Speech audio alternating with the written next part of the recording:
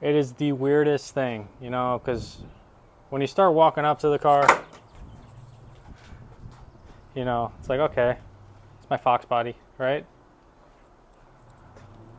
And then you look inside and you're like, how'd that get in there? It is the weirdest thing. Gets me every time. I haven't had this all, I mean, it's not all together, but I haven't had all these pieces in since I removed it from the S550. So it's pretty cool to start to see it take shape and come together. Now I have these seats in my 89 hatchback, which I'll show you in a second. I'm really tempted to put some Recaros in here. That would just make this even better. But these seats are cool. It's got the 50 years on it. I'll probably have to get it reupholstered. I mean, they're not too bad. I mean, there's a little bit here, a little stretching there. Maybe if I can get someone to just tighten it up, but I'm not an upholstery guy, so don't really know what that takes. But I've seen these covers for sale. They're pretty inexpensive too, so I think taking these off is not like an old school seat. I think it's pretty easy to recover these seats, so to look into that. But yeah, some Recaros would be sweet. Only drawback is they're like over $2,000 for a pair. These are the S550 base cloth seats that I put in here. You can't see, but I ended up making a, let me see if I can move the seat up here. Full power, by the way, which is awesome. We can raise the seat down. Got the lumbar.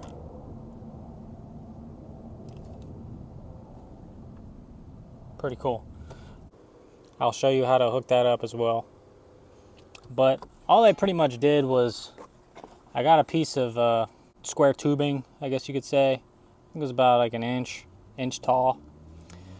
And, you know, measured the holes, made holes, welded nuts on the other side, and I was able to bolt it down.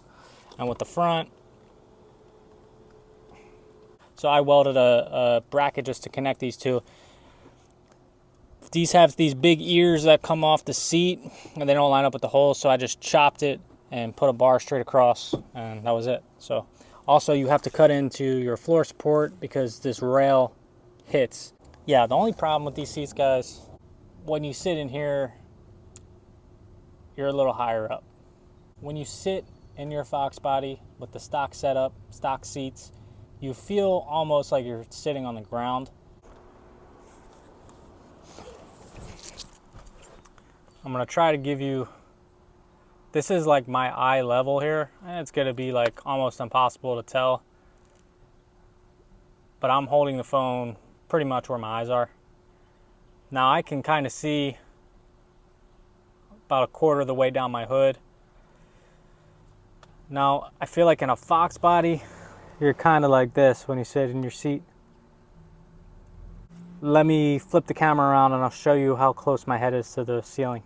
Now I'm short, I'm like 5'9", 5'10" on a good day, but this is where we're at. I'm not upright, but I'm just like maybe a click back, and I can fit my fist up there. So I'm sure on a Foxy you got like that much room to party. So that's the only thing I don't like about these seats.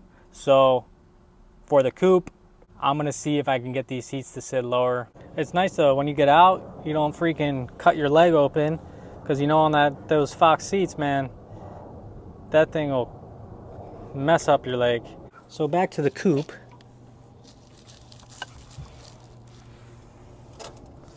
That's what we're hitting right here. So we got to cut into this floor support. Not much. Maybe this section right here. Just so that'll sit down flat. Now, I'm thinking about even cutting this whole thing out. And maybe taking a ½ inch out of this or an inch. Just to get this to sit lower in the front. That'll get me down. And then if that's down, I can just add a little, you know, definitely half the size is that other bar that I put in my hatch, and that'll bring it down. We got plenty of room here. And it is tight on this side. But you can fit your sill plate here, no problem. Show you this side. We got more space with the Fox center console, but so you got it's tight, but you got room. It doesn't rub or anything when moving the seat. So when you look at the S550 connector, these two on the ends, on each end, there's two pins, one on this side and one on that side. Those are the two pins that you need. None of the little pins in the middle, just the two on the ends. Honestly, I just took I got a nice new connector and I wired it in. But these are literally the wires that power the lumbar for the stock seats. So it's very simple to wire this up. Just two wires, guys. So hope that helps, because that took me a while to figure out. So let's pull the seat out. We can flip it upside down, take a look at the rails, see if we can modify the rails in any way to change the height of this seat. But I think it's going to be easier to chop up the floor and make custom mounts to the floor rather than chopping up the seat rail. But let's take a look. Just flipped it upside down. And yeah, I mean, the only thing I could really see to lower this is to change where this mounts to, but I mean, there's really not that much room here. And there's a lot of things under here that could get in the way if I change the geometry of this seat. And I'm no seat expert, so I'm probably just gonna leave everything how it is on the seat and modify the floor. I think that's the best option. So without causing more problems and more headaches, let's just leave it the way it is and cut up the floor. So that gave us some room to get that corner rail in, as that's probably the lowest it's gonna go. It's kind of hard to tell in the video, but about in this corner right here. I don't think I can get it to go lower because this slopes upwards. So without cutting all the way through the floor, that's probably about the lowest we can go. I've already measured that, and that's exactly an inch. So that's gonna give us that inch that we need. What could also happen, it's also hard to tell, but there's a little bulge in the floor here. So when I sit this down another inch, it might hit that bulge in the floor. So we're not going to know that until we do it. So I'm going to measure out an inch and just cut the top off this whole piece. And as you can see, this thing's already failing like they always do on a Foxbody. Also, I can see bringing this down an inch that's going to start to rub on the side here, so we might be cutting into the rocker as well.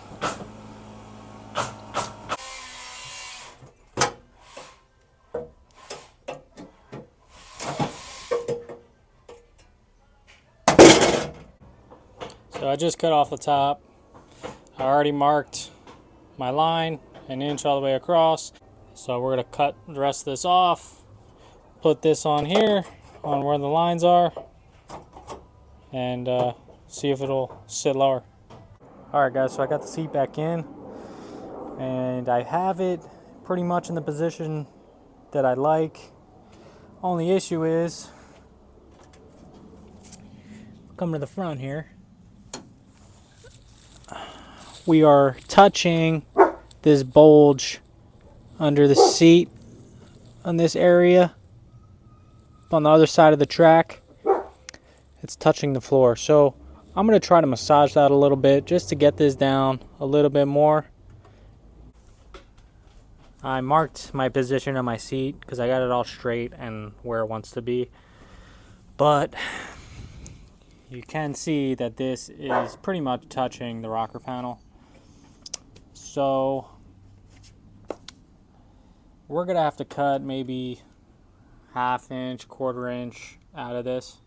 Now this seat goes, now I have the seat in the middle, so it's gonna go 5 inches that way or 5 inches that way.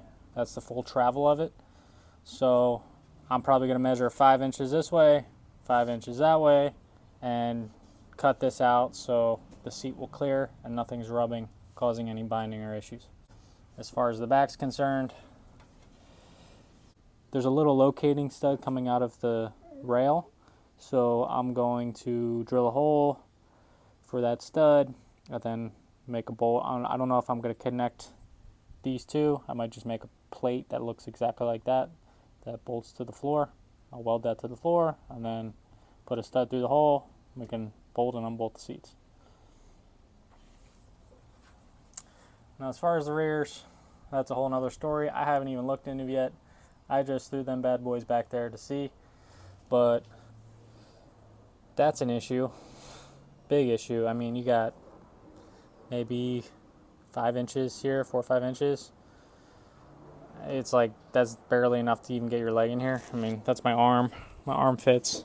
I tried sitting back there and it's not going to work. So I'm going to see if I can get this to sit further back that way. It's even touching the center console.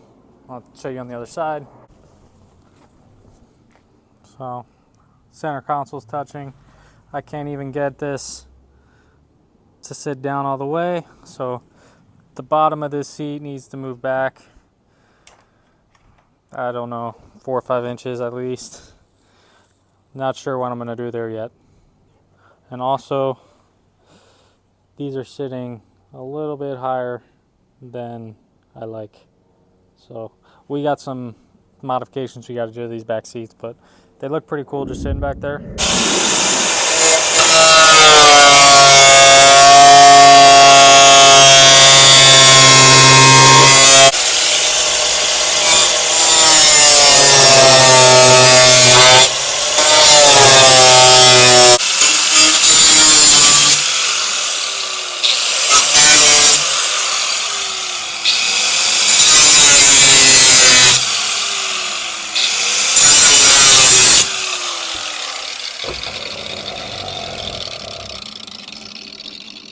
Well, that went well. Well, it's been cut out. Let's see if I screwed up or not. Alright guys, so this seat is officially set exactly where I want it. So I'm definitely happy with my decision to cut it out. I'm holding the camera at my eye level and it's definitely a little lower where I want it. So that was a good decision. That's what we're looking like. Now, this is almost funny, but it's not touching. But when we add a carpet here, it's definitely going to be rubbing. So I still think we're going to have to trim 1/4 inch off this rocker, just so we have a little bit more room and nothing's rubbing. And that's what we're looking like in the front. Pretty much this thing's sitting right behind the support. Now I'm about 5'9", 5'10", so I set this up perfectly to my clutch pedal, my feet. That's what we're looking at as far as the floor track coming through the floor. Try to get a shot there.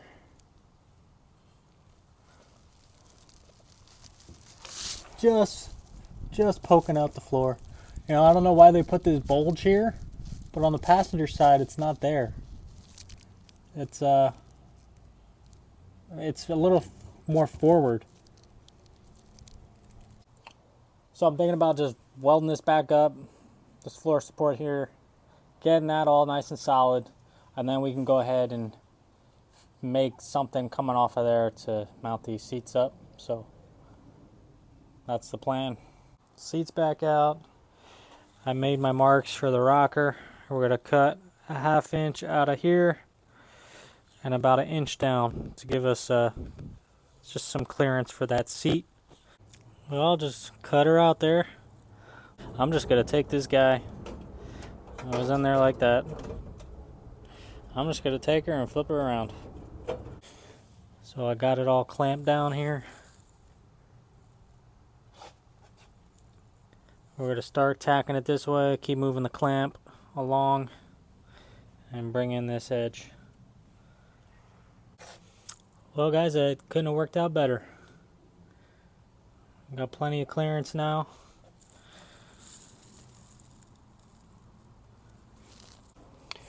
If I have to make some custom sill plates, so be it.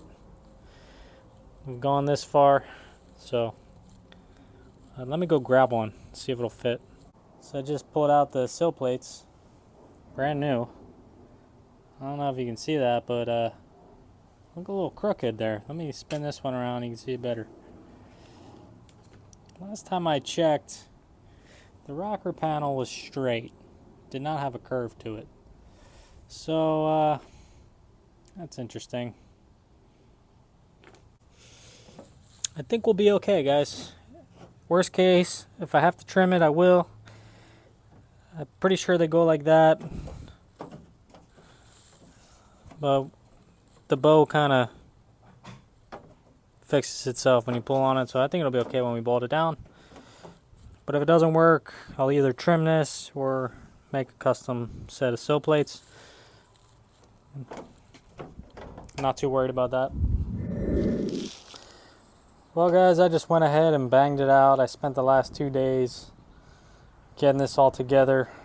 First day was making all the brackets and making sure everything was fitting properly. And then today I finished welding everything.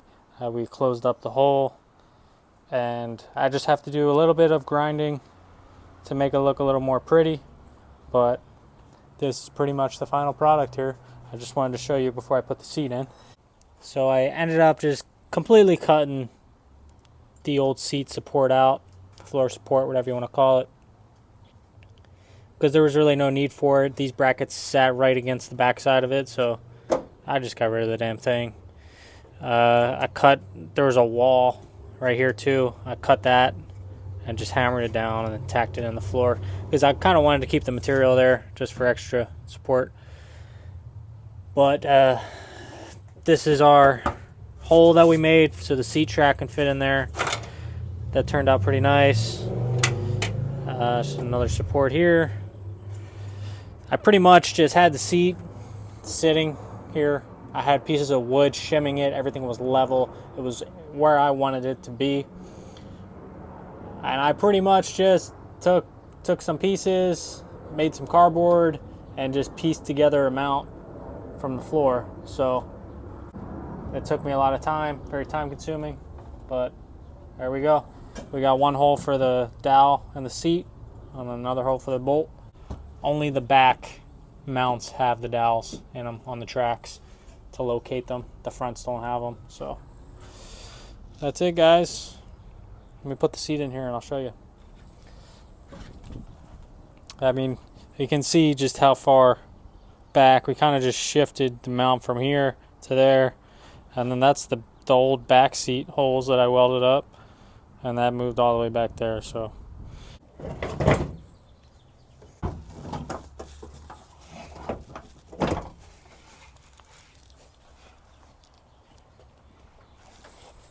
how's it going? it's going good. Well, that's good. There she is, guys, sitting on her mounts. I only got the passenger side to do and the rear seats to do, so we're about a third of the way there. I'm gonna end the video here, guys. This video is too long, so I gotta break it up into 2 parts. So part 2, we'll start tackling the rear seats, and I'll have that passenger seat mounted in. I'm pretty much gonna follow the same guidelines as I did with the driver's seat to get the passenger seat in. So part 2, we'll show you the passenger seat, and we'll start from scratch what the hell I'm going to do to get these seats back here. So thanks for watching, guys. If you enjoyed the video, please subscribe, and we'll see you on the next one.